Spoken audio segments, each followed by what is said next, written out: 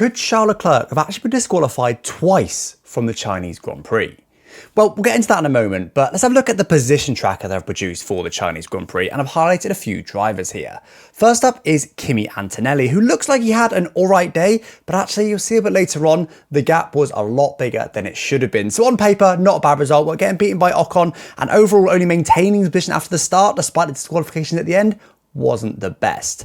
Next up, you've got Behrman and Stroll, who are both on the preferred one-stop strategy, but you can see that Behrman pit about 10 laps before Stroll and ended up beating him quite comfortably, actually, which is really interesting considering that it's literally the same strategy. They both started hards, they went to mediums, and yet Behrman ended up absolutely demolishing Stroll. Let's have a look at the actual gap comparison across the course of the race, and you can see clearly there where they pit, there's about 9 seconds gained after Behrman pits compared to when Stroll pits, so quite a lot of time there. But interestingly, despite Stroll having 10 lap fresher tyres for that second phase of the race, wasn't ever really able to recover that. You can see the first few laps he starts to recover a little bit, but then flatlines and eventually actually ends up tapering off towards the end. I'm not sure if that was traffic or if that was just tyre wear. But yeah, I mean, you can see before the pit stop though how close they were, so really smart by Haas. Also unbelievable drive by Ollie Behrman, it should be said. Definitely, you know, Chow making lots of overtakes. That was awesome to see, but the team got the right strategy right. He got the on-track driving right. Honestly, for me, he was rookie of the day. And next up, we've got Lawson and Tsunoda. Now, obviously, there's lots to say about both of these guys. We'll park Lawson just for now. We'll get onto that in a little while. But you can see by the position tracker, he never really recovered.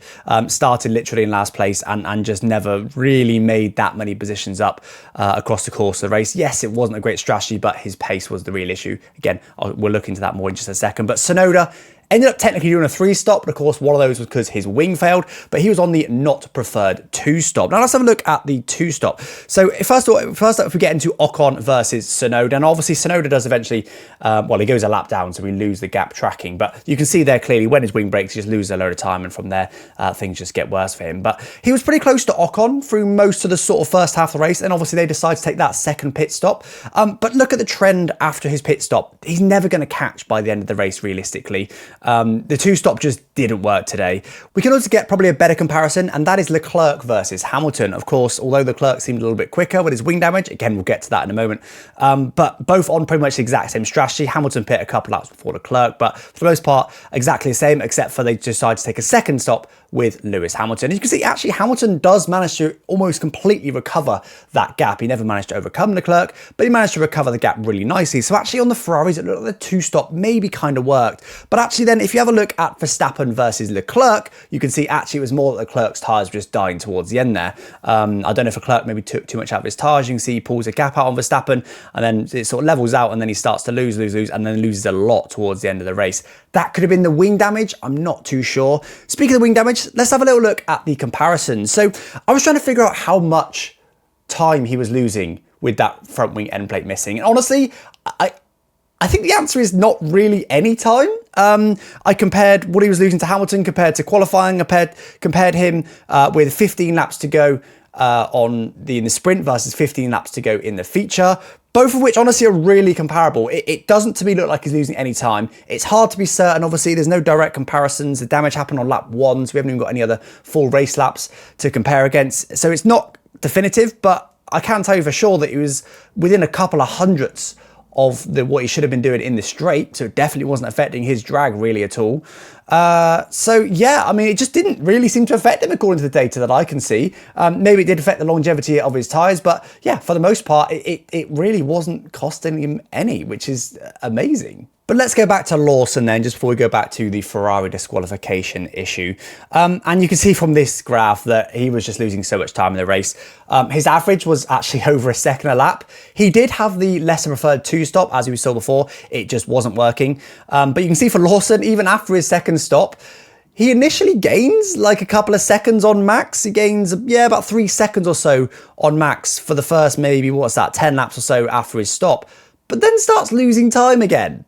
It's unbelievable how bad his pace was in the Chinese Grand Prix. Yes, not preferred strategy, but just not able to recover. It's not good enough, is it? And obviously the rumours are swirling right now over whether Lawson is going to be replaced for the Japanese Grand Prix for the Japanese Yuki Tsunoda. So that'll be interesting. But honestly, for me, the blame lies with the Red Bull management. Why are the Red Bull management able to keep making these wrong decisions and ruining multiple drivers' careers. I mean, they almost ruined Gasly's career, they almost ruined Albon's career, they eventually recovered, but those guys look pretty average. They have ruined Perez's career, and they've done the same with Lawson. They've just chucked him straight in the car, despite not having much experience, and it's A, ruining his career, but B, ruining Red Bull's Constructors' Championship. To me, I don't blame Lawson at all. I blame the guys that keep signing someone in that second car that isn't good enough. Now, what I will say is, everyone they sign, on paper, is an alright driver. But I hear you cry, but the car's designed for Max Verstappen. But again, that's a management issue. The management deciding to design that car for Max's very specific needs, and yes, Max is incredible, and we're not expecting anyone to really match him. But they know they're doing that. So find a driver that drives as close to Max Verstappen as you possibly can. That's a start. And second of all, stop signing drivers that you're just ruining their career. Are they seriously just going to put Tsunoda in there now and maybe make Tsunoda look average? Don't get me wrong, he should have been chosen anyway over Lawson originally. But the same guys are making the same wrong decisions. Imagine in your job, you keep messing up this badly and you just keep getting another go, another go, another go. Bear in mind, they had to buy Perez out of his contract, which probably cost tens of millions of dollars. It's the blame for me entirely lies at Red Bull management's door. I don't blame Lawson for this at all. I think I would like to see him get a bit more time. I was going to wait one more race because he has got more experience at the Suzuka circuit for the next round. And that's also a bit more of a traditional round. So I would have liked to see him get one more race, but you can't argue with them if they're going to take him out. But the same guys shouldn't be making the same decision. And in terms of the lap time lost by Lawson in qualifying, he looks like he loses about 0.4 of a second in the turns 1 and 2 complex. But interestingly, he's actually as quick as Max Verstappen in the slow right-hand corners. So that's the tight hairpin at the end of the straight, plus also the, I don't know, the tight right-hander at the start of the second sector is all I'm going to call it. He actually manages to match Max in qualifying in both of those corners. So he's all right at the slow speed, but clearly just loses time. I don't know where, maybe it's direction change or something. I'm not sure exactly what it is. I'm not a full engineer. I can't, although I can reduce the data, I can't analyze it as thoroughly as I'd like to. So, but yeah, I mean, 0.4 in the first couple of turns, that's clearly way too much. And yeah, definitely losing time other places as well. It never seemed to get fixed either. He was always losing about a second a lap throughout the race, which is more or less what he's losing in quali as well. So yeah, bad weekend for Lawson. And by the way, here's all the gaps to all of the teammates. So clearly Lawson had the worst gap to Verstappen. That's not news to anyone, but I think Antonelli was probably had a bigger gap than what most people expected to George Russell in that race.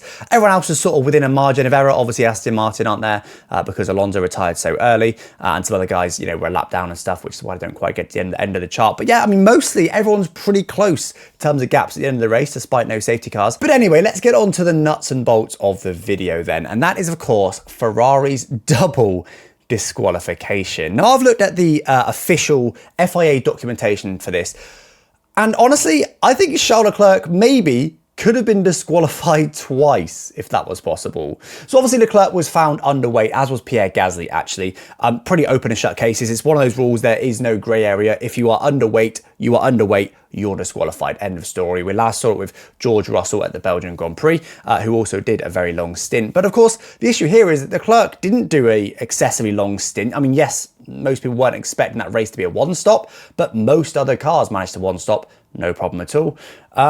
And also the fact that he wasn't underweight after the sprint is an interesting one. So definitely a few question marks there, but it really is just an open and shut case. We learned with George Russell last year that the tyres can lose about 1 kilo of weight, so not an insignificant amount, which might have put him close, but it's just a big fail for Ferrari.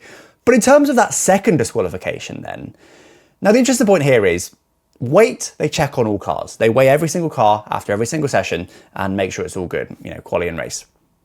They did that after the sprint, no one had any issues. They did that after the race, 2 cars had issues. Certain other checks, they do spot checks. So they'll pick a couple of cars and do like a deep dive check. But other than that, they'll sort of do spot checks. Now, the thing that Lewis Hamilton fell foul of, or rather the Ferrari fell foul of, is the plank wear. Now, this is literally a plank underneath the car that's only allowed to wear a certain amount. It's to stop the teams running the car too low. And his wore too much by about 0.5 millimeter. You know, that is what it is. Again, small margin, but just like the weight, it's one of those rules that's very open and shut. So that is what it is. He's disqualified. But according to the list, the FIA actually only checked the top 3 teams. So that's obviously McLaren, Mercedes, and Red Bull. They checked both cars in those teams. And actually, according to the FIA documentation, they didn't actually check Lewis Hamilton's car, but obviously he was eventually, it does also note in this that Hamilton fell foul, so I don't know why he wasn't listed as one of the cars that were checked. But assuming that Hamilton was the only mistake, I think they possibly didn't check Charles Leclerc's car. I think they probably weighed it and went, well, he's getting disqualified, so why bother checking? But then Hamilton's car passed the weight, he was just heavy enough, and then they checked the plank and it was worn. So I think it's entirely possible that not only was Charles Leclerc underweight, I think he possibly and probably also had a plank that was too worn, which would have disqualified him again. So although it looks like a shambles that Ferrari got it wrong in 2 different ways to have both cars disqualified, that is a shambles. I think when you factor in that Leclerc probably would have got disqualified the same way Hamilton did, they actually made the same mistake twice, and I'm not sure what happened with the weight. That's definitely a weird one that they need to, not get wrong next time. But yeah, as far as I can see, I mean, unfortunately, FIA don't release the actual numbers or anything like that, so I don't. All we've got is the checks they did on which cars, not the results of those checks and stuff. But as I said, Leclerc isn't listed as having a plank wear check, although neither is Hamilton. So I genuinely think his plank was also too worn. A double disqualification for one car. Only Ferrari could do that. But anyway, there's all my data analysis for the Chinese Grand Prix then. But here is the resulting standings, both in the drivers and the teams. Nothing massively notable, other than the fact that George Russell was only 9 points off Lando Norris. I don't think anyone would expect it to be that close because their car is not quite on McLaren's pace. Obviously, Ferrari, the big outlier in teams, but actually they're still 4th. Yes, they're level on point to Williams, which is obviously lower than they'd like to be. In fact, to be honest, it's impressive. They've only actually ended up completing 1 Grand Prix and 1 sprint. The fact that they're still ahead of the midfield pack shows the difference there between the top teams and the lower teams. In terms of the sort of alternative standings, nothing too interesting here so far, to be honest with you. Lando still leads the Olympic medal standings. The positions gained, unsurprisingly, Liam Lawson leads that with 6 positions gained, but he's still only averaging 13th in the race, which is just not good enough. And he gained 3 positions with disqualifications in the Chinese Grand Prix, so that's definitely helped him a lot. But yeah, I mean, average qualified 19th, that is just not okay at all. But interestingly, behind that though, we've got Ocon and Antonelli, both with the joint most positions gained. Now, this probably more means they're bottling quali than anything else this early in the season, but another interesting one. Lance Stroll as well. He's actually known for gaining a few positions off the start. That seems to be working for him. Ollie Behrman up there as well, so interesting stuff. Average gap to the win, everyone's over 9 seconds now, which is really surprising. And then penalties. Yeah, the only penalties we've got this season is Jack Doohan, who's got 2 10 seconds, 1 in the sprint, 1 in the feature, which is unbelievable. Most DNFs as well. Fernando Alonso, 2 DNFs from 3 races. They certainly sort that reliability out. But anyway, guys, that is all my data for the Chinese Grand Prix. Don't forget to drop a sub if you haven't already. It really does help. YouTube still doesn't really know what this channel is. I'm trying to make it an F1 analysis data channel, I don't know. But if you guys enjoy this, please drop a sub because it does really help. YouTube will basically figure out that, hey, you like this video, I'll start to show it to other people just like you. So it would really, really help. But anyway, guys, I'll catch you next time. Thanks for watching. Bye-bye.